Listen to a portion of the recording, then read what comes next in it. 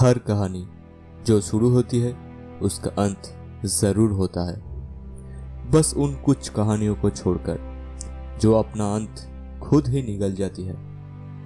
ये कहानी है सुभाष चंद्र बोस की, जिनका अंत 100 कहानियों का आरंभ था। राष्ट्र के लिए एक प्रतीक, दुनिया के लिए एक नायक, नेताजी सुभाष चंद्र बोस की कहानी सम्मान, वीरता और बलिदान की कहानी है। सन 1897 जब अंग्रेजों की अत्याचारों से भारत जूझ रहा था, तभी 23 जनवरी ओडिशा की कटक में जानकीनाथ बोस और प्रभावती देवी के घर जन्म हुआ सुभाष चंद्र बोस का।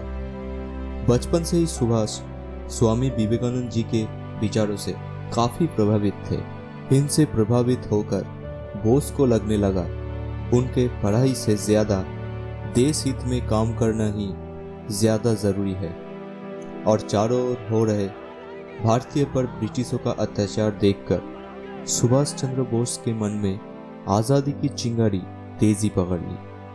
और ये चिंगारी धीरे धीरे इतनी बढ़ गई कि एक ब्रिटिश प्रोफेसर द्वारा भारतीयों के खिलाफ बोलने पर उनसे लड़ गए थे।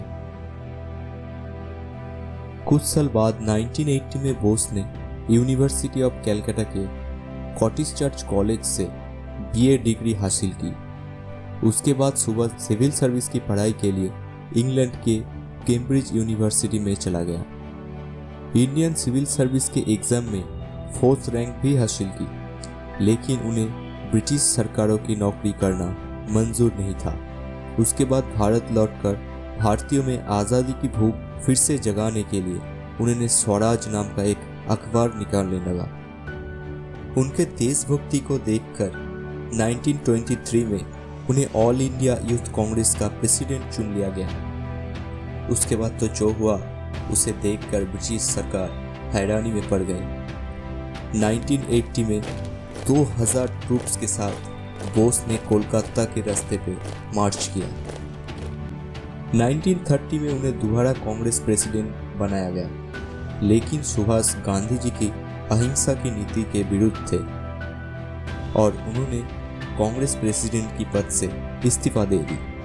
1939 में उन्होंने अपना ही एक खुद का दल फॉरवर्ड ब्लॉक का निर्माण किया। सुभाष बाबू की इन्हीं हरकतों से परेशान होकर ब्रिटिश सरकार उन्हें अपने ही घर में नजरबंद कर दिया, लेकिन नेताजी हार मानने वालों में से कहा थे। उन्होंने 16 जनवरी 1941 में पुलिस की आंखों में धूल झोंककर एक अफगानी भेष बना के काबुल के रास्ते जर्मन चले गए, जहां उन्होंने हिटलर से मुलाकात की और भारत को आज़ाद कराने के लिए उनसे मदद मांगा। लेकिन सेकेंड वर्ल्ड वॉर में जब हिटलर की हार होने लगी, तब वो एक जर्मन सबमरीन में मेडागास्कर आए और वहां से एक जापानीज सबमरीन में जापान चले गए। उस समय लाखों हिंदुस्तानी जवान ब्रिटिश इंडियन आर्मी की तरफ से जर्मन और जापान से लड़ रहे थे।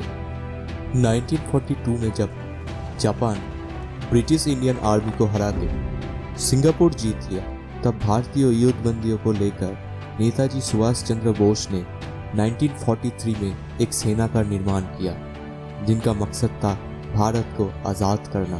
तुम मुझे खून दो, मैं तुम्हें आजादी दूंगा। उनमें एक महिला रेजिमेंट भी थी, रानी झांसी ब्रिगेड। आजाद हिंद फौज के 50,000 फौजी इस महिला रेजिमेंट के साथ चलो दिल्ली के नारे लगाते हुए हिंदुस्तान की ओर चल पड़े, अंग्रेजी सल्तनत से अपनी आजादी छीनने के लिए। 1943 के 30 दिसंबर जापान ने अंडमान और निकोबार आइसलैंड को आज़ाद हिंद फौज के हवाले कर दिया और नेताजी सुभाष चंद्र बोस ने उन दोनों द्वीपों का नाम रखा शहीद एंड स्वराज द्वीप, और उसी दिन वहां पे पहली बार स्वाधीन भारत का परचम लहराया गया। दूसरी तरफ उनका दल आज़ाद हिंद फौज ने युद्ध कौशल से अपनी साथ जमा दी। अप्रैल 6, 1944 में आज़ाद हिंद फौज कोहिमा पहुंच गया। आज़ाद हिंद फौज जो लड़ता गया और अपना खून बहाता गया हमारे लिए। देश के आज़ादी के लिए, और आखिर में कोहिमा पे तिरंगा लहराया। लेकिन शायद भगवान को कुछ और मंजूर था। नसीब ने आज़ाद हिंद फौज का साथ नहीं दिया। बारिश के कारण आज़ाद हिंद फौज को मिलने वाला सप्लाई रुक गया। लाखों फौजी बीमारी के कारण और मलेरिया के कारण मारे गए।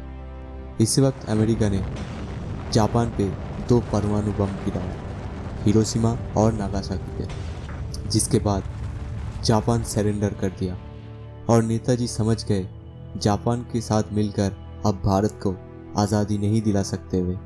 कहा जाता है कि वो टोक्यो जाने के लिए एक प्लेन में सफ़र कर रहे थे, लेकिन ताइवान में उनका विमान का दुर्घटना हो गया, नेताजी का देहांत हो गया। लेकिन इस बात का भी कोई सबूत नहीं। अलग अलग लोग अलग अलग बातों को मानते हैं, लेकिन उस दिन के बाद नेताजी को कहीं नहीं देखा गया। कुछ ऐसी कहानी है जिनका अंत ढूंढना मुश्किल होता है। नेताजी की कहानी का अंत तो है, लेकिन मानना मुश्किल।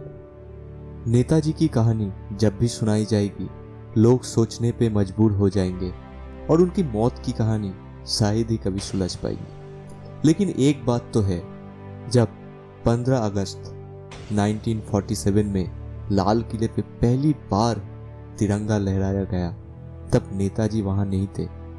लेकिन अगर नेताजी और उनकी आज़ाद हिंद फौज ना होती, ना जाने हिंद कब स्वाधीन होता।